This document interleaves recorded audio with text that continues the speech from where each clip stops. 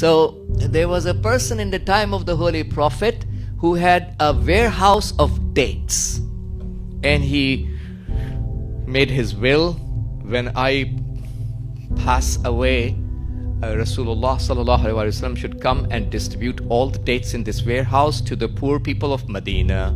Such a nice will, such a nice wasiyat. Prophet comes, he's supervising. Some of those ashab and companions are going inside the warehouse, bringing the dates and distributing among the poor people in Medina in the supervision of the Holy Prophet. When all the dates were distributed and Prophet inquired, and he was told that, yes, Ya Rasulullah, nothing is remaining in the warehouse.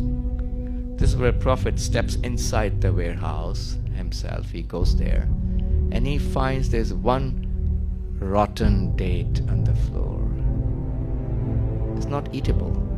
Prophet picks up that rotten date and said, if this person has donated this one date in his own lifetime, he would have gotten more sawab than donating all the dates of the warehouse after his death. What do we learn from the story? We learn from the story that as long as I'm alive, my money belongs to me, myself. It's mine.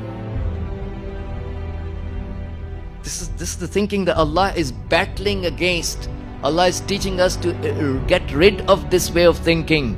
Money is not ours to begin with.